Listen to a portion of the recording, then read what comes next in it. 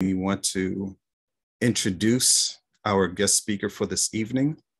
Her name is Alicka Ampry-Samuel, Honorable. Many of you may know her of her political work in the city of New York, but she currently serves as the HUD Regional Administrator for Region 2, serving New York and New Jersey. She oversees HUD's operations, including New York City Regional Office and field offices in Buffalo, Albany, and Newark, New Jersey. Prior to this role, she served as a New York City Council member, where she was appointed deputy leader and chair of the Public Housing Committee. Her council district included the highest concentration of public housing in North America. Prior to being elected to city council, Ms. Ampry-Samuel served on the senior team at the New York City Housing Authority. She has held a number of public service positions, from chief of staff in New York State Assembly to democracy and human rights coordinator at the United States Embassy in Accra, Ghana. Alicka, or Honorable Ampry-Samuel, has over 20 years of experience helping individuals, families, and organizations in the housing and community development field. So without further ado, Honorable Ampry-Samuel, the floor is yours.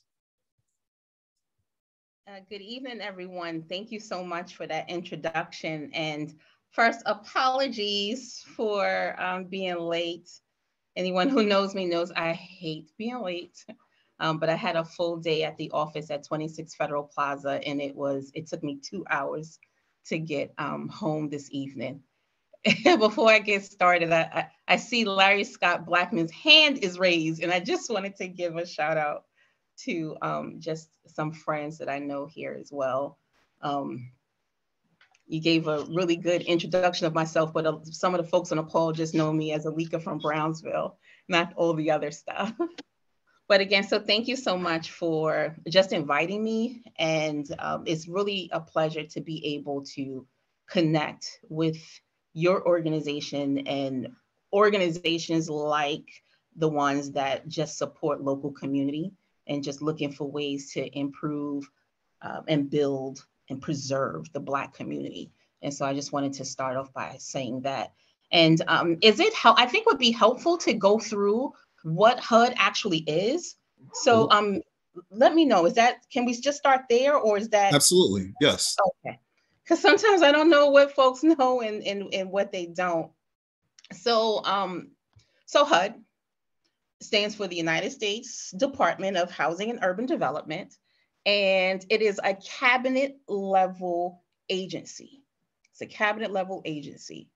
And our role is to provide federal funding to state, city, local municipalities, city governments, nonprofit organizations, homeless service providers, and any other entity that's in the housing and development space.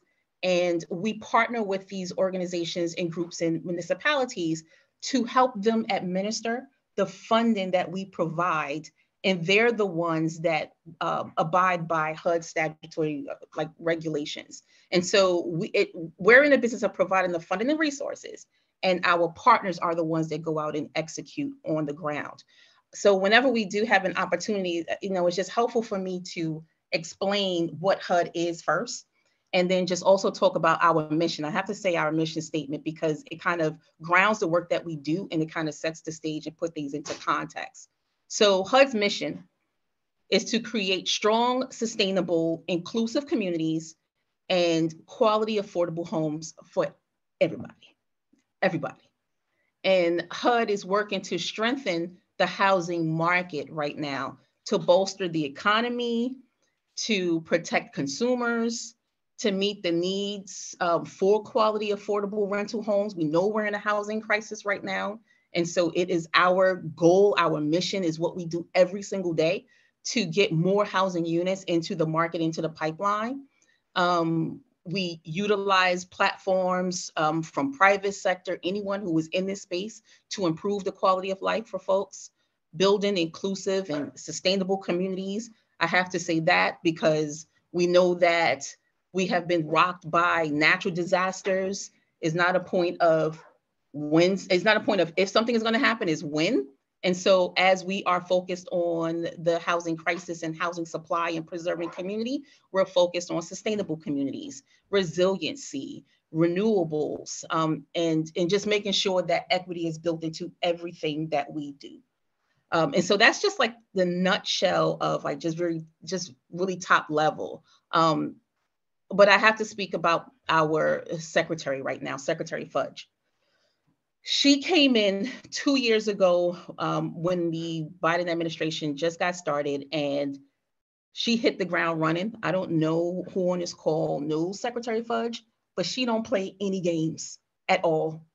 And she has charged all of the regional administrators across the country to make sure that we are laser focused on equity and laser focused on meeting community where they are, and providing information about what we do and how you can tap in. And there's all kinds of ways for folks to tap in, from business owners to folks who want to get into the affordable housing, community space, development space, for those who want to purchase a new home or build a new home, single family, multi-dwelling, making sure that we are providing the information and resources so folks can tap in. And not just anyone. You know, Secretary Fudge is focused right now on making sure that, I don't know how many times I can say equity, but equity means making sure that Black families, Black individuals, the Black community are able to be able to access our resources and be able to do business with HUD in some kind of way. And so if you know me, you know that this is right up my alley. And so having a leader like Fudge and even the Biden administration, they are laser focused on that. And so everything, again, from affordable rental units to home ownership opportunities. We also provide funding to state and local governments to help communities with economic development, job opportunities, housing rehabilitation through something called the Community Development Block Grants, or CDBG funding. And that is an opportunity for organizations to tap in and receive actual grants to go out and do other types of services. So let me just explain just the operation of HUD. We have a number of program offices and areas. When people think of HUD, they might think of public housing. On the call right now, you folks might know about the New York City Housing Authority, but that is not all we do. That is just a fraction of what we do. In addition to our public and Indian housing and working with public housing authorities, we also work with private entities, private management companies through our Section 8 voucher program. We provide resources for Section 8 for individual tenants, and also maybe project-based Section 8 for buildings in general. And we also provide mortgage insurance to hospitals and healthcare facilities.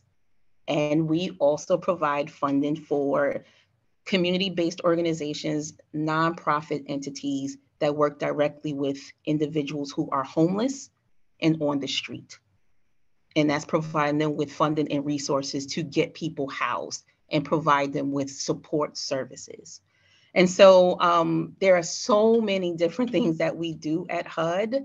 And we have a gentleman on the call right now named Sam Miller. I'm not sure if he even introduced himself prior to me jumping on, but Sam Miller serves as our senior management analyst. He's been at HUD for 25 years or so, and is a wealth of knowledge. I'm being dropped in to the organization as a presidential appointee for the duration of this administration, but folks like Sam have been there for years and have been doing these informational sessions forever. And so I just wanted to lift Sam up. But I will take some, I think it's better, I can talk on and on and on, but I think it's better to like just take questions and be able to just have a conversation. But before I close, I just wanted to emphasize that it's HUD. So it's housing portion and urban development. And so when we look at how we show up in community, again, it's not just housing, it's looking at the entire community. And how can we work together to make sure that families have everything that they need within the community that they live in? So what's happening with our schools? What's happening with our, local, this is with you, Larry, with our local grocery stores, the healthcare facilities. And before I close, I just wanted to also mention that this particular administration under this government right now is laser focused on all hands on deck, all federal agencies working together. And so I work in direct collaboration with the regional administrators for EPA and SBA and HHS, health and hospitals, to make sure that when we're going into community, we're going in as a united front, and we can work with the entire family and the entire community. And funding that HUD is not going to do it alone. We need to make sure that we're leveraging our dollars across the federal agencies and all governmental entities. And so that's it in a nutshell. And again, we can, just have a conversation if that's helpful. Thank you very much for that. I do have a question, but for others who do have a question, please raise your hand and I'll be able to call you so that you can unmute yourself and ask your question. But the question that I have is, how can organizations such as 100 Black Men be helpful to you in your current role, partner with HUD, and possibly amplify your message? You know what? So I would say, so there are organizations that are doing great work, right? And so just as an example, I work with, an amazing woman named Valerie Wright, who heads up an organization called LISC.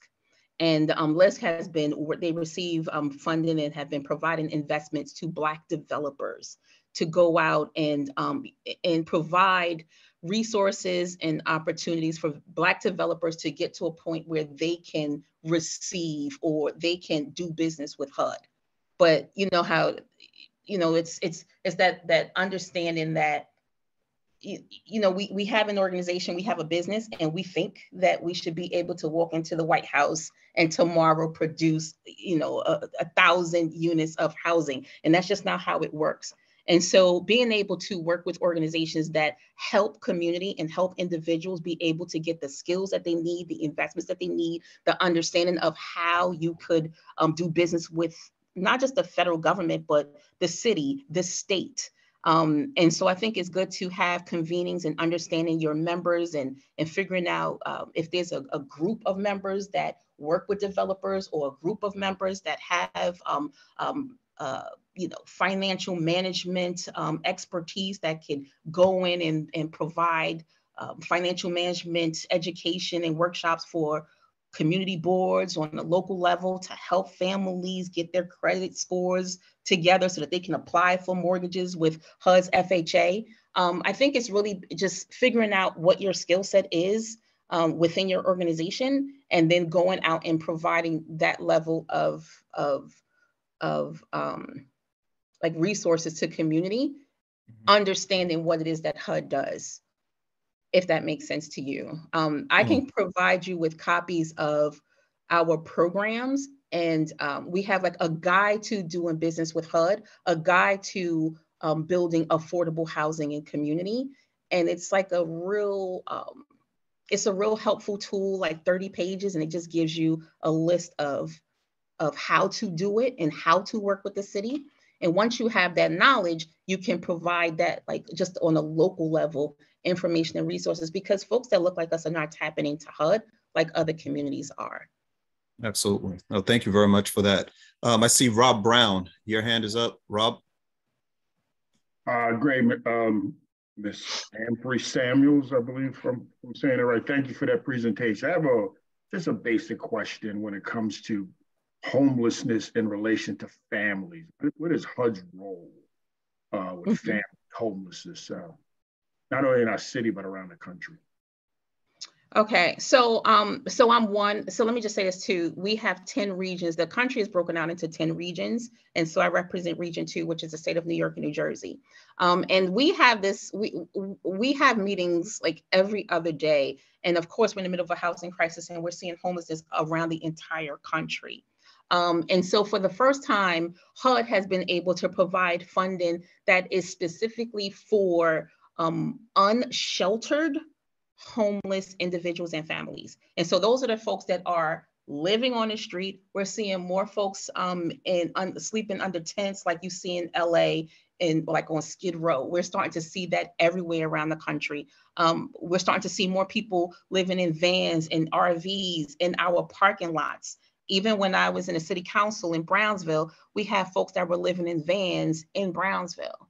And so what we are doing now, and this is something that we've seen funding since the Biden administration, since COVID, there was a few more dollars available. And so we've been putting that money directly towards what are called continuums of care.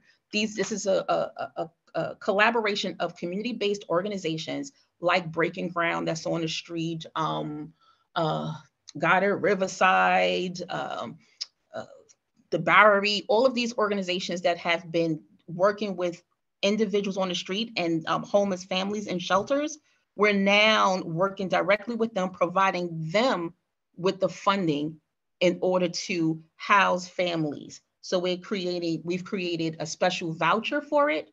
And the voucher goes along with supportive services where we're providing dollars for operational costs to provide medical services, mental health services, whatever it is that they need. So it's not just housing, but it's the services attached to it to address why did someone become homeless or how to prevent someone from becoming homeless, preventive as well. And we haven't seen that at that level like we've seen in the past. So that's something that HUD is doing, but the money is going directly to community-based organizations and continuums of care. And but before I stop, I just want to make sure that Sam doesn't have anything else to say because he's actually our homeless coordinator for the state.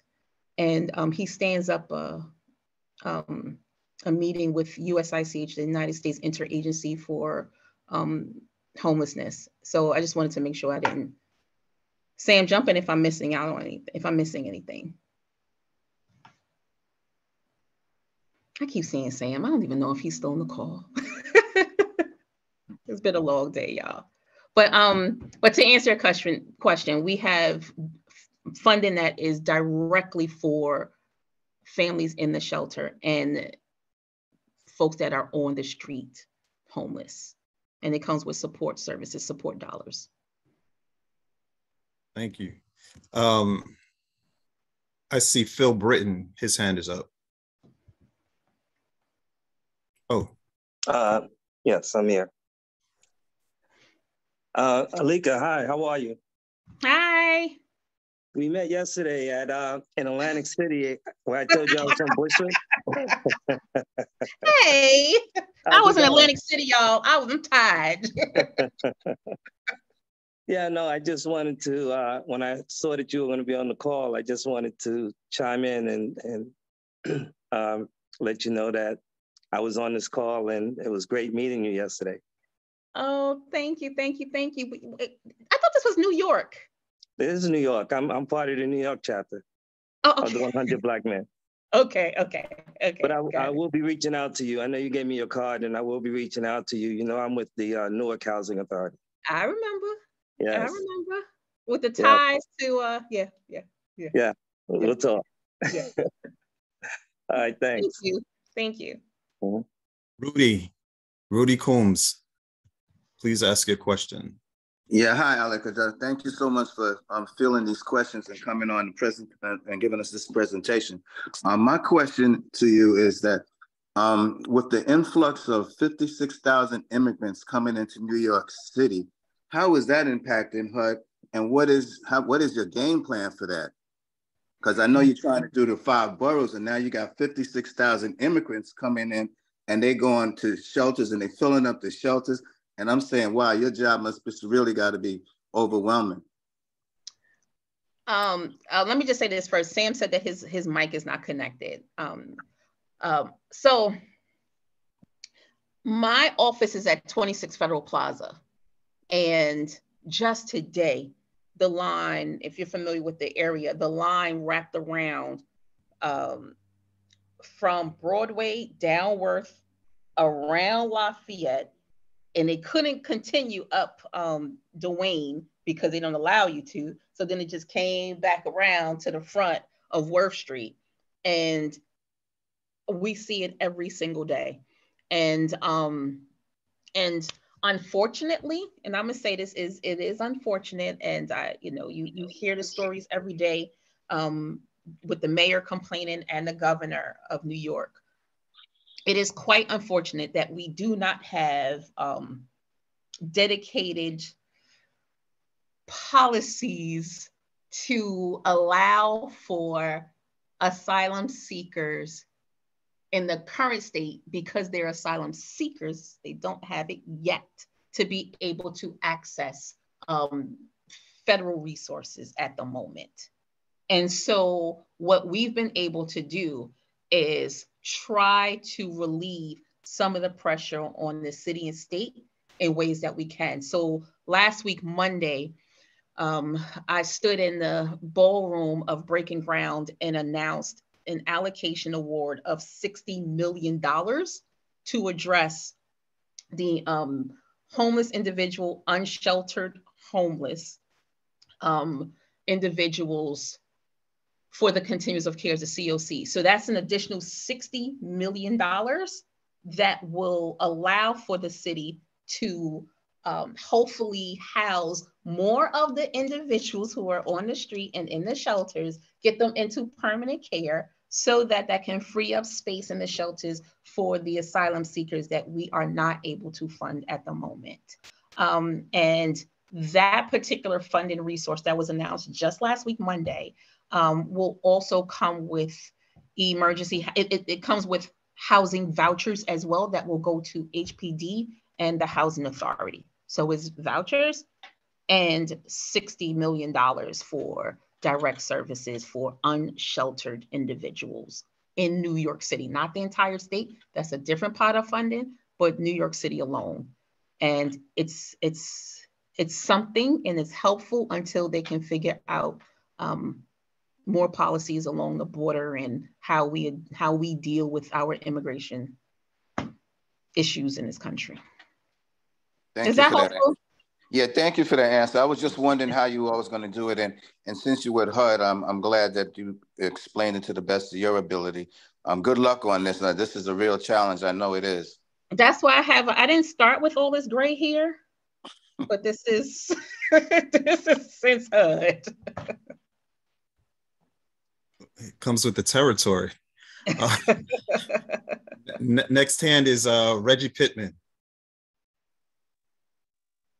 Well, I want to say, first of all, welcome to, and thank you for coming to speak. My name is Reggie Pittman. I'm on the board. So I had a few questions. I'll make it really brief. So I have a group called RICH, Realty Investment Corporation and Housing.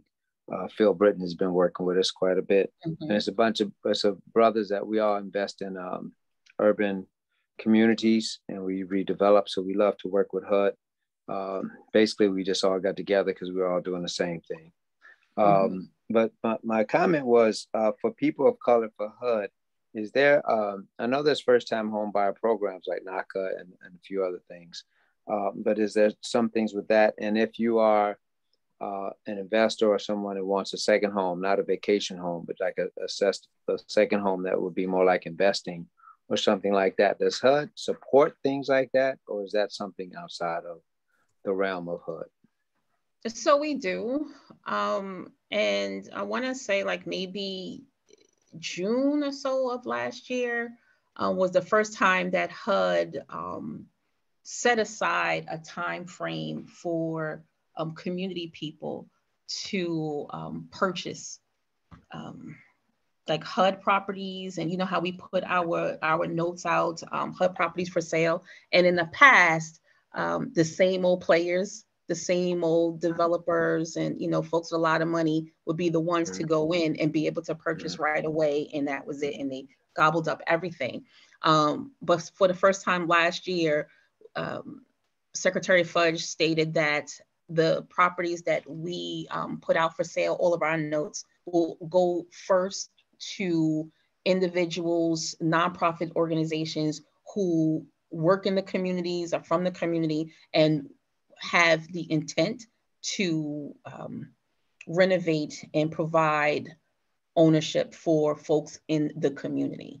And so that's something that we started last year and continue to do that. So clearly that's our focus, but also we've been doing webinars with our OHBM, Office of Small and Disadvantaged Businesses. And we've been hosting these webinars with organizations and developers who are looking to purchase homes, buildings, renovate, you name it, just provide them with information about what's in the pipeline and how you could make sure that your package is tight and then marketable to work with HUD in our offices. And so I can provide you all with those links as well. And I see Babatunde is on here. I just saw his hand, but I'm not sure how many people were at Vice President Harris' announcement at Bed-Stuy Restoration Corporation last summer. She announced that under this administration, there's a laser focus on providing investments, financial investments to CDFIs and MDIs who will work directly with small businesses, but also work to build more affordable housing units and opportunities for home ownership, but focused on providing the investments to the local financial institutions to be able to provide the funding resources to the businesses and companies to develop.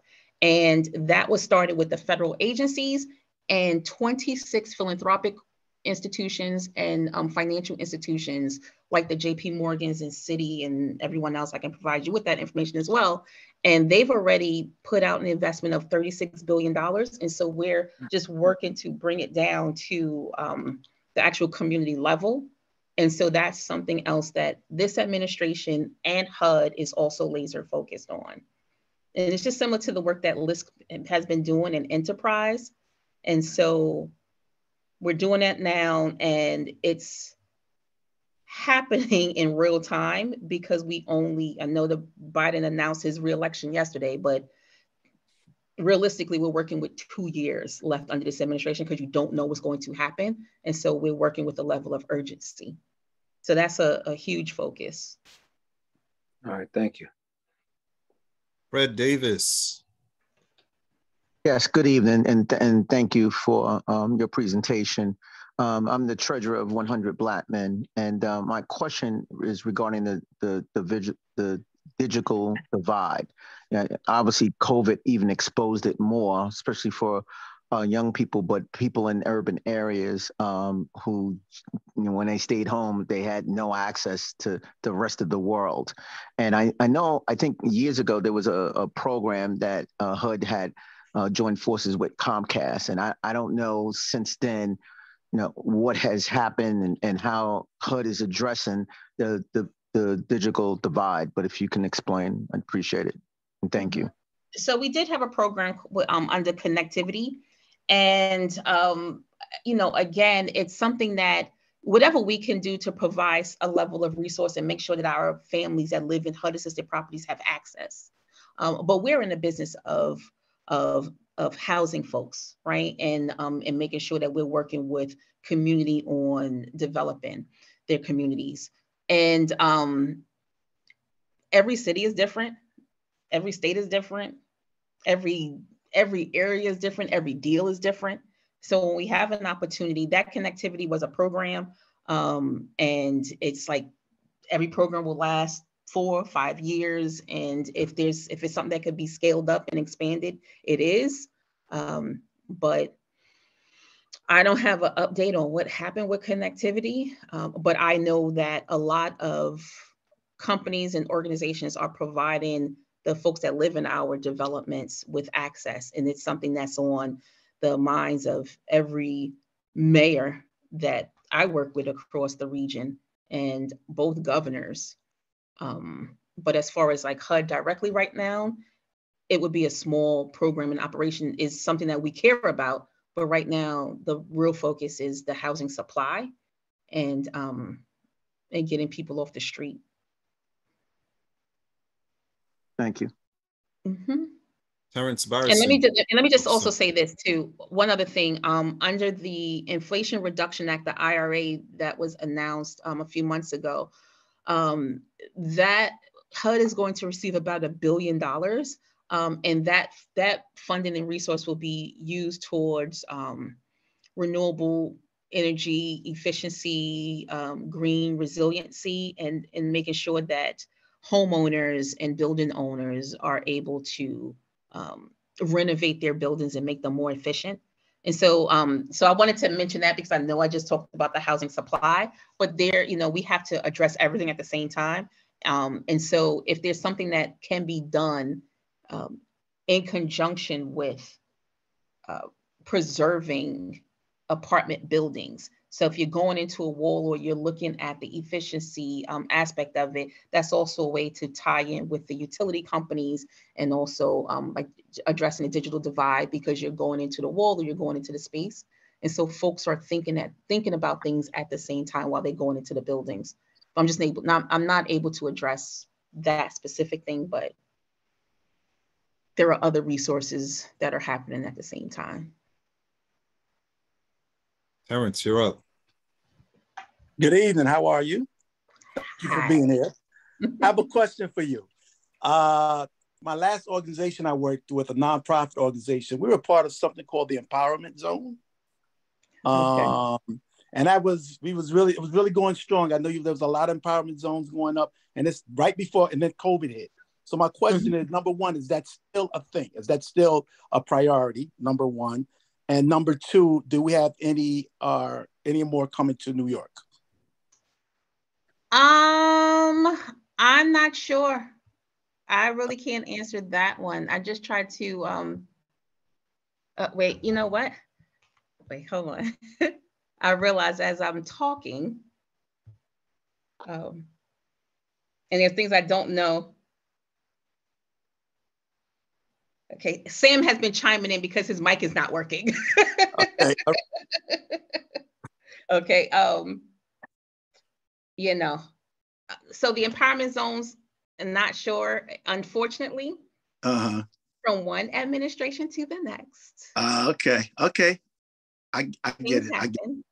But we still have, you know, the choice neighborhood planning grants that turned into funding for choice neighborhoods. We're still doing grants and community development related to choice and promise.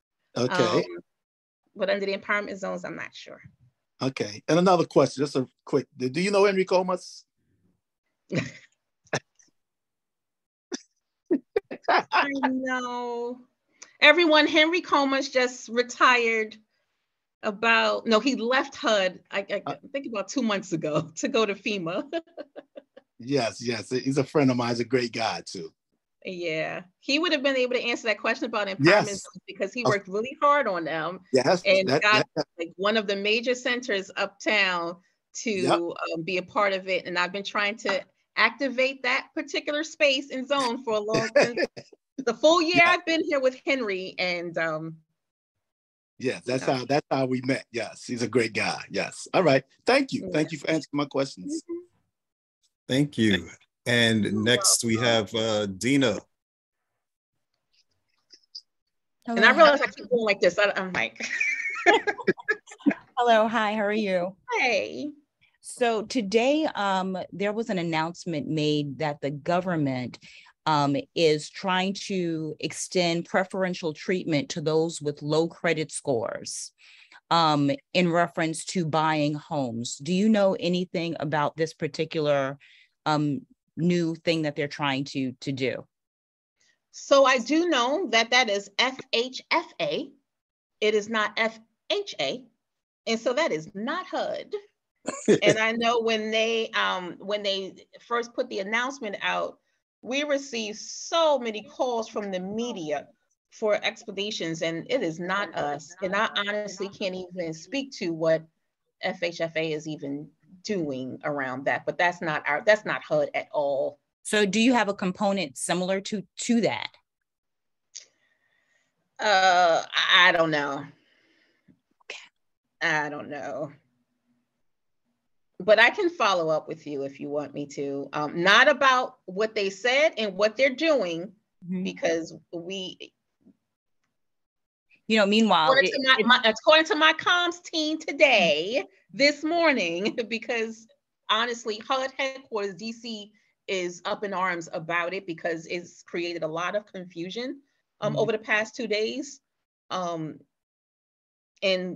we didn't even speak to them about it. Yes, it's almost like, those of us who have great credit scores, now we're like trying to go and jack up our credit scores to go and buy something. That's crazy. It's just crazy. I'm like, anyway, thank you. Right. William, you have a question.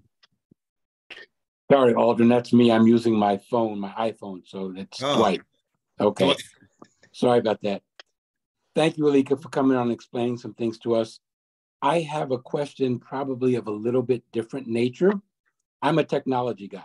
And because of a couple of my brothers here, Noel Ellison and Carrie Smith, we've been able to work with a project on them at one of the Mitchell-Ama properties. And what we've done is taken the income affidavit that was taking 6 to 9 months to get completed. And we've been able to do it with technology and do it in 3 to 6 weeks.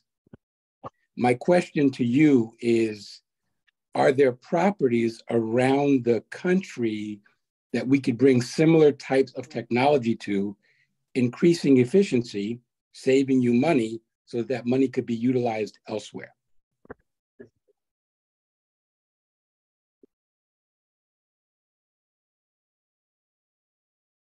Am I still on, guys?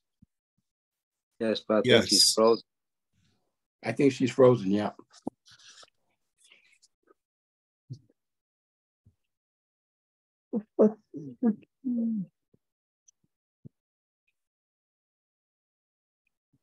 So as Eddie Murphy would say, is it something I said?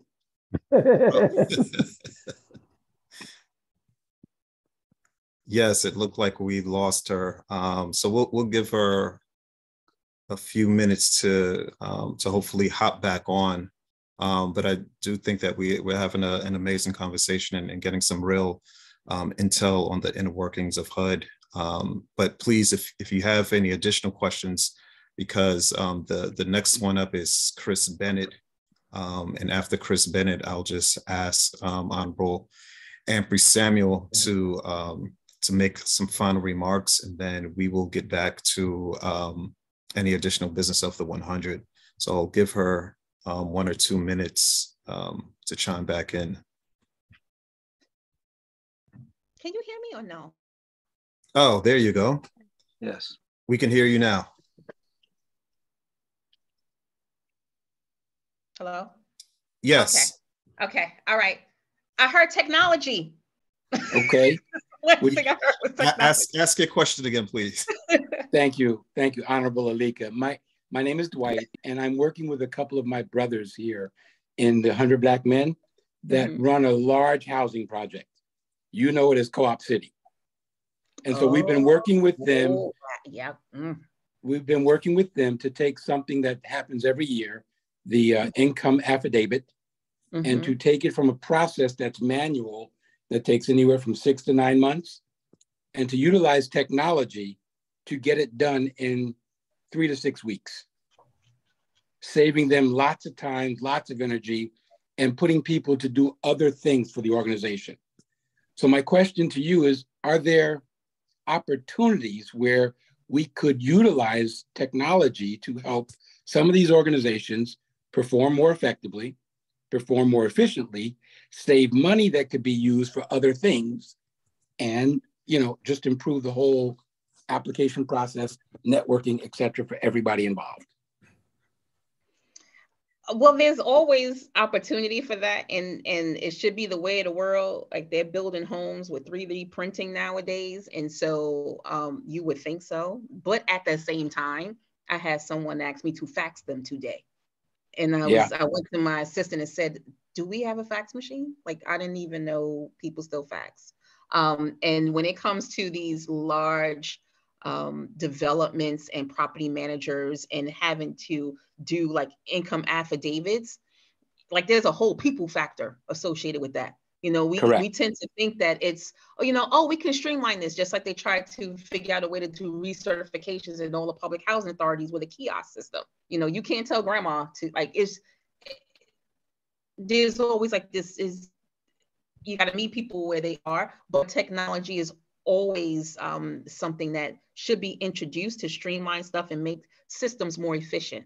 And so have you been meeting with the management company already? And, have you had those conversations with like our multifamily division that works on our asset management team?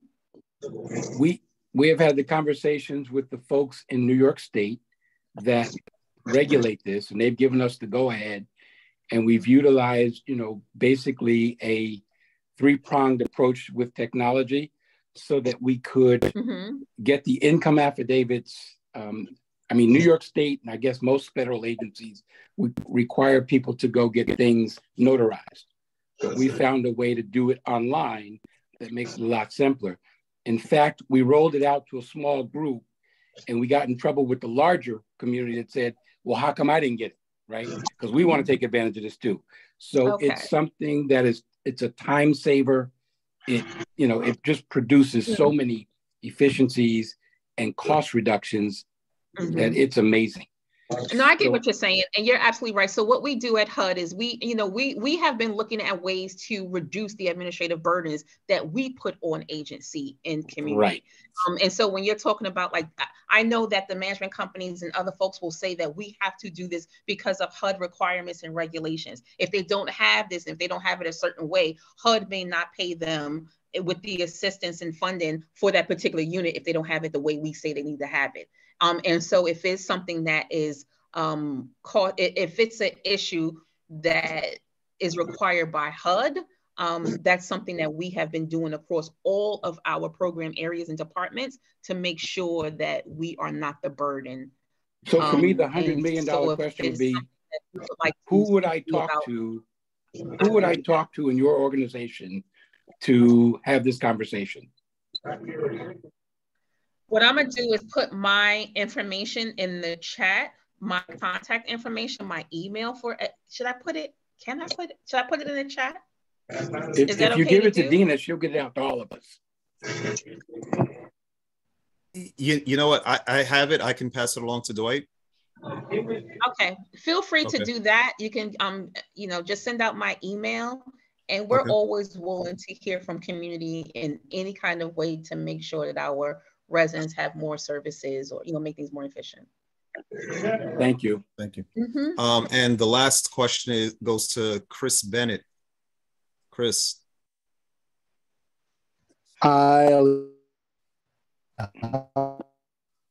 Is that me? No, that's Chris. Oh, okay. I have a question. Yes. How are you? You mentioned CDFIs. I'm really interested in that. What ways does work with CDFI, and what are some really good opportunities for nonprofits that they can utilize CDFIs in the community? So those are relationships that we are working with the philanthropic organizations who are putting funding into, like, the real estate impact fund. And it's the CDFIs who are working directly with the businesses and the nonprofit organizations. And we're hoping that those conversations are being had. And if they're not, then we're always willing to make those connections and links. Like, I've been meeting with the community investment groups with JP Morgan, and working with them, finding out, the initial meeting was about who are you funding, who are you working with, and looking to see if we have those relationships in the community. Are they working with any of our property managers or landowners or partners who receive like maybe CDBG grants or funds? And so right now it's just a matter of putting folks in contact with each other. And if we're talking about an after-school program with 15 kids and two workers, that's a different conversation. But if we're talking about groups who are on the ground, been doing the work for many years, providing services and resources, have investments, and it's a real conversation, then we're willing to make those connections if they're not there already. And I can also send out the announcement and like an update since the vice president was at Restoration. Thank you so much. Thank you, You're Chris. welcome. And before you end too, I wanted to also follow up on, and I wrote it down, the sister who asked about FHFA. HUD, like HUD as an institution, as an agency, we are doing our own work with FHA and the folks who want to apply for mortgages with us, and making sure that credit is not a barrier, and making sure that we are looking at things like the frequency of someone paying their rent, like those conversations. So it's not just looking at your credit. And so we're doing our own part to look at the whole person. But that's, what we can control, what we can control. And so these are the same conversations that we're having with our housing. We work with housing counseling organizations. We provide funding to those organizations and entities that work in community in order to purchase homes or, need assistance with down payment. And I didn't want to, end without in that piece. We can, what's in our own control. Yeah, I thankfully, it's been a thing my parents taught me from day one. I have really great credit, but it felt like it was going the opposite way. And I purchased the home that I'm in right now, but it is not a single family dwelling. It's a part of a cooperative, which makes it different. And I paid for it in cash straight out, but I'm thinking about purchasing something else as a home outside of, the multi-dwelling. And when you're thinking about that, and they're saying that good credit is now going to be held against you, it's kind of, okay. Yeah. Yes. And you just made me think about something for your audience. You said cooperatives, and maybe I can't leave without saying there's a cooperative building that just came up with Habitat in Brownsville. It's on Park Place in Howard. We put a lot of work into that building, to thinking that the 24 units will be housed with families that are from the community, and they were able to provide mortgages for just half the building with folks that are from the Brownsville community. And so they just put it out to public again because they still have empty units, and it's already been over a year now. And so I just wanted to put that out. Maybe you can share that link, because I really want folks from community to be able to purchase those apartments. And they've had a difficult time. And we did financial management counseling in the community with the community boards. So all the links that you spoke of today, could we get your email, and then we'll share all of this information with our members?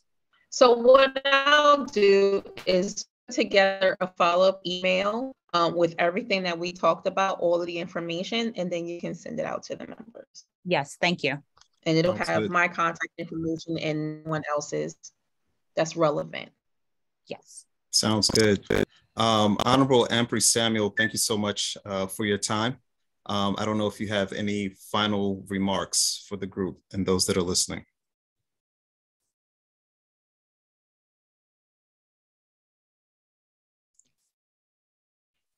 Hello? We can hear you. Oh, okay. It just cut off and then said this meeting is being recorded again. Okay. Oh, do you have any final remarks? Oh, so this was a rough day for me.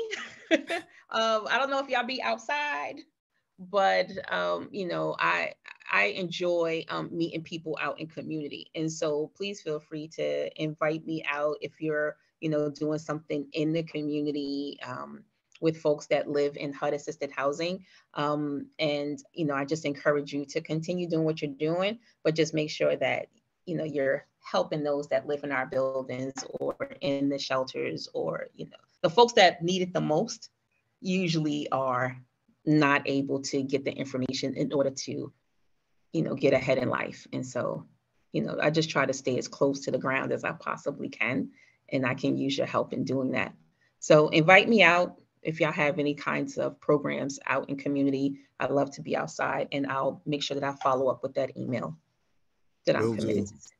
Will do. And thank you so much for your service and the work that you're doing to build up communities of color, and in particular in New York City. So thank you very much. Thanks, everyone. Have an amazing night. Thank you. Have a good one. Bye.